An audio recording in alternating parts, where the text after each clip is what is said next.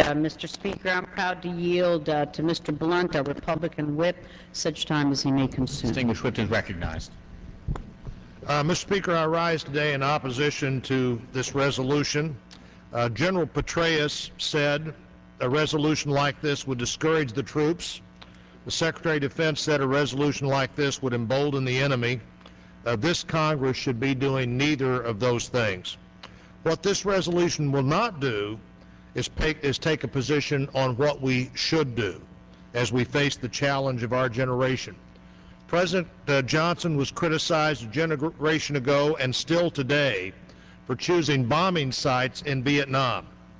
He was the commander-in-chief, yet he should have left those tactical choices to the military. But his actions made infinitely more sense than this. It's hard to imagine a group less capable of making tactical decisions about specific troop deployments than 535 members of Congress. The resolution today is about the exact number of troops. Will the one tomorrow or next week be a vote on which block in Baghdad to target or which car to stop? And of course, today what we debate is a tactic in the greater fight we're in. The new commanding general has determined this surge is the right course of action.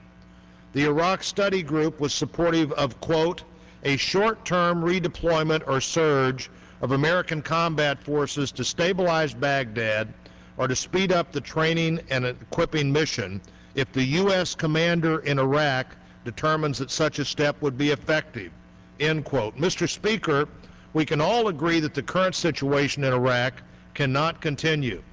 That's why the President's advanced a new way forward. Actions do have consequences, and this resolution the Democrats advanced today is a vote for the status quo. It's a vote for the current strategy because it's a vote not to change that strategy. The current strategy isn't working, and as a Southwest Missourian told me yesterday, we're there. He went on to say, it really doesn't matter how we got there or what we thought, we're in a fight that won't stop if we leave. The fact of the matter is that Congress does have the power to end the war if it has the political will to do so. Almost 24 years ago, in November of 1983, the Congress voted to withdraw from Lebanon.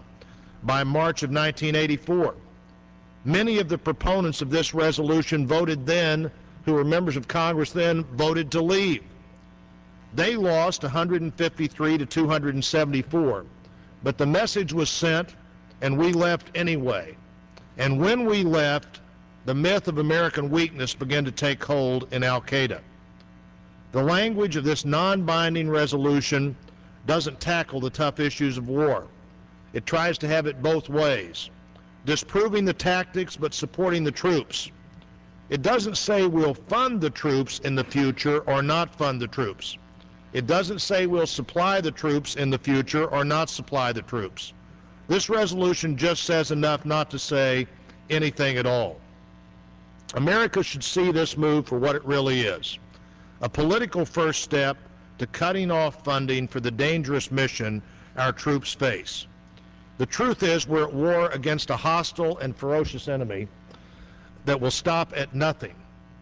Imagine how this debate this week bolsters those radical terrorists whose sole goal is to destroy America, because we disprove, as no society ever has, the dogma of religious totalitarianism that they use every day to recruit followers and funders and suicide bombers. Our diversity, our ability to live together, and the prosperity and vitality that are the result have produced the enemies we face today. As long as we live as we do, they must be wrong.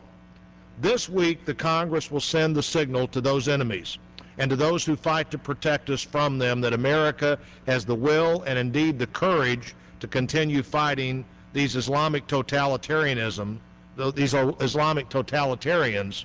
or that we do not take the consequences of failure seriously. I yield back.